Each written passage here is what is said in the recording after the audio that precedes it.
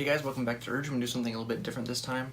As you can see, if you hadn't watched my other video previously, I built a new PC, and it's the first time I've ever built a PC, and I think it's a really great thing to try out if you never have done it and you've always wanted to. So I thought, why not make a absolute beginner's guide to making a PC. So, and I'll just tell you up front, you don't have to know exactly everything about computers and how the different things work, what RAM is, CPUs, GPUs. You don't have to know all that stuff to build a PC. It will help you decide on what parts you want to pick if you know what some of them do and how they operate and things, but you don't have to know every little thing about every piece of a computer to build one. So what I'm going to do is I'm going to give you, for the first part here, the basic list of items you're going to need to build a PC. And then I'll also give you just a very brief, very basic, because I'm not a professional when it comes to computers. I know like generally how things work. I'm not like a technical genius or an IT guy or anything like that. I just kind of know like the basics of how things work, enough to understand why and how and what to get when it comes to this kind of stuff. So what I'm going to do is I'm just going to give you a basic rundown of each component and every part that you're going to need to build or to start thinking about building a PC. Alright, so first up, obviously you're going to have to buy the case. This is going to be, everything that the computer parts that you buy are going to go into. Some computer cases, like the one that I got, come with built-in fans. If it doesn't come with fans, you're going to need to buy fans individually to put in. Also, make sure you buy the right size case depending on the next part you're going to need, which is the motherboard. So depending on the size of motherboard that you get, is going to depend on the kind of case that will fit. So one way to make sure you pick all parts that go together properly is to use a website that I used, and I think a lot of people use it obviously. It's a PC part picker, and I'll put that in the description below. But basically you can pick all the parts that you're wanting and then put them in here in this website, and it tells you if everything's compatible or not. So that'll help you make sure you're getting stuff that works together. Also, you can use it to see what other people are doing with similar components that you're looking at, and see what's popular, what people like to do. So you can get some ideas for builds by looking through that as well. So once you have your case and, if needed, your fans, you're going to need the motherboard, which is essentially the nervous system of everything. Basically everything's going to plug into the motherboard.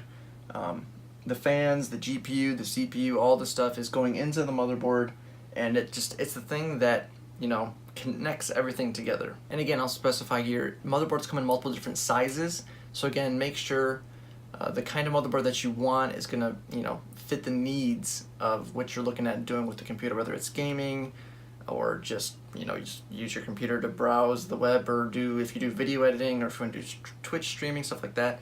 It's going to depend on like, for example, I'm starting to get into Twitch streaming a little bit, and lots of gaming stuff, so I made sure I got motherboard with lots of USB plugins, because when you have mics and cameras and keyboards and mice and just all kinds of stuff plugged in, you can run out of USB ports pretty quickly. So just be mindful of that when you're looking at motherboards. You're also going to need a CPU, which is the central processing unit. This is basically the brain of the computer. So it's the thing that processes everything. There's basically two schools to choose from in here. There's Intel and AMD.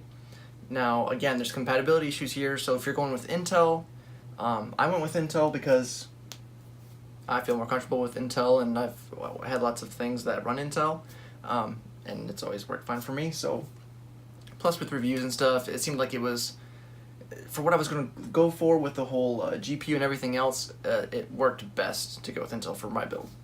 Depending on the CPU that you choose can affect, again, certain parts that you pick later on down the line. Primarily the GPU, the graphics processing unit.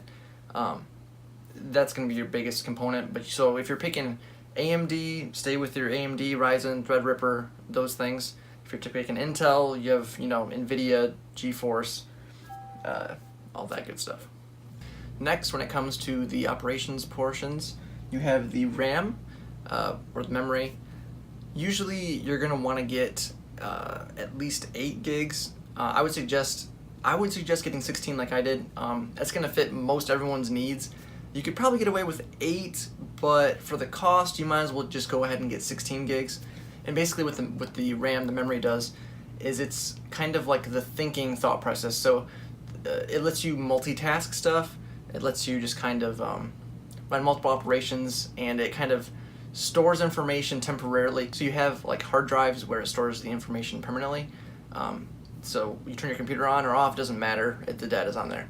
But if you have, your RAM memory, it's like a temporary storage, so it's running processes and remembering like, okay, these are the things that are running right now, and then when you turn your computer off, it just wipes it all. So it's just purely it's kind of like the thought process of the computer. So you have the motherboard is the nervous system, CPU is the brain, the RAM is the thought processing, multitasking kind of component to it. And again, I'm no expert, so if I'm getting some of this a little weird, or if you have a better way to describe it, please say so in the comments below to help some other people out. Just trying to be as basic and simple as possible. Then the last major component that goes into the motherboard is going to be the graphics card here. That's again going to be what's running the graphics. So if you're wanting, good gaming and stuff, you're going to be wanting to look at your graphics card. Typically, and again, remember, the graphics card can be relative to the CPU that you chose before. So just make sure those things line up. Again, PC Part Picker is going to help you make sure that you're picking parts that all go together. Next up, you have your storage. So this is going to be your hard drive. There's a couple different options here. You can get a solid-state hard drive or just a regular state-of-the-line hard drive. There's different kinds of these, so just make sure, again, with the motherboard that you pick, make sure the kinds of hard drive you're wanting to get go along with that. So there's like M.2. This is what my motherboard has, M.2. It's actually, if you can't really see it probably, but it actually goes in, it kind of plugs directly into the motherboard. And it's a solid-state drive, the way it works. And then I also have a 2 terabyte storage hard drive that is wired through the back, that's actually down here in this component under here. So you can have multiple hard drives attached, and depending on what you're using them for, you're going to want to run applications and stuff on your solid state if you want to run faster. Again, solid state's going to load things quicker because there's no mechanical parts moving. It just writes it straight onto microchips and things like that. Almost to the end here, you're also going to need a power supply. This is what's going to run everything. It's going to be what plugs into the wall and what the motherboard plugs into to get its power. Mine is actually down under here, you can't see it. But basically what this does is it's just going to run power from the outlet to your components inside the case. And again, there's a few options here. I'll put some stuff in the description below to explain how much voltage you need, because that's another thing that's important. You want to make sure you have enough juice going to your computer, or you're going to have some issues. It's always good to get a little bit more than you need. Like I got an 850 watt, I believe, and I think I only needed like 650 or 700 because I'm planning on upgrading eventually in the future. So 850 should last me for a very long time, so I should be alright with that. That's another thing to remember as you're picking parts, is to think about upgrades in the future. So if you're wanting to, add more RAM on later, or add another graphics card with SLI bridge where you can add 2 graphics cards, make sure your motherboard is able to do that. So if you buy a motherboard that only has 2 RAM slots, you're going to be a lot more limited to a motherboard that has 4. Where mine has 4 RAM slots, but I only got 2 RAM sticks. So in the future, if I want to add more RAM on there, I can. It also has a second graphics card slot underneath that I can do an SLI bridge to do 2 graphics cards. So in the future, I may want to get a second 1080 Ti and put it on there and SLI bridge them together, and that might be more cost effective than buying a brand new 2080 or 3080 or who knows what it'll be by the time I'm doing that. So, and also when new graphics cards come out, the cost of the older graphics cards go down. So that's just something to consider. And then I believe the last thing that I haven't covered yet is the CPU cooler. Now this is this part right here that goes on top, and basically what it does is it sets on top of the CPU, and it's going to cool the CPU so your computer doesn't burn down the house or explode or anything. So that there is going to take the heat off of the CPU and disperse it either through air, liquid. There's multiple different ways to do that. I went with the AIO liquid cooler.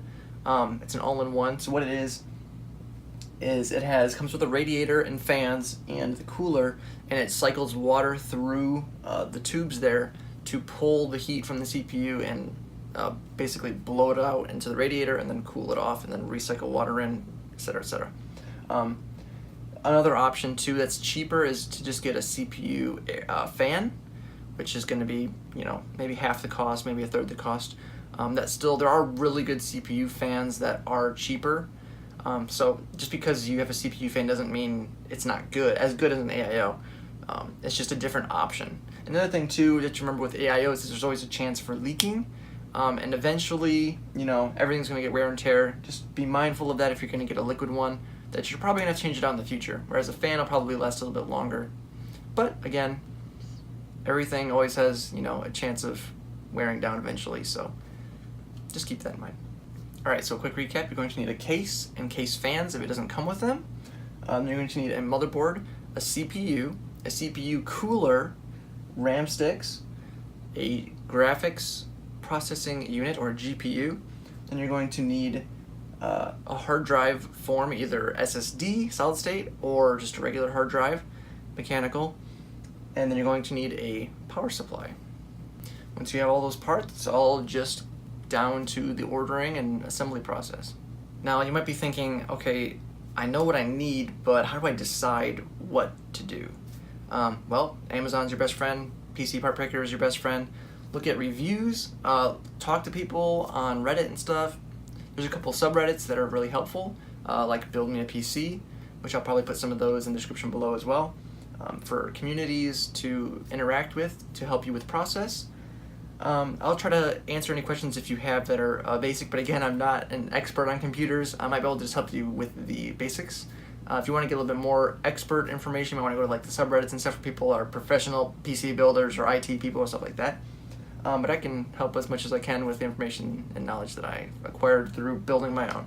But yeah, again, look through reviews, see what other people built, see try to decide what the purpose of the computer is going to be and how much you want it to be future-proof or how much you want it to be able to be expanded on in the future.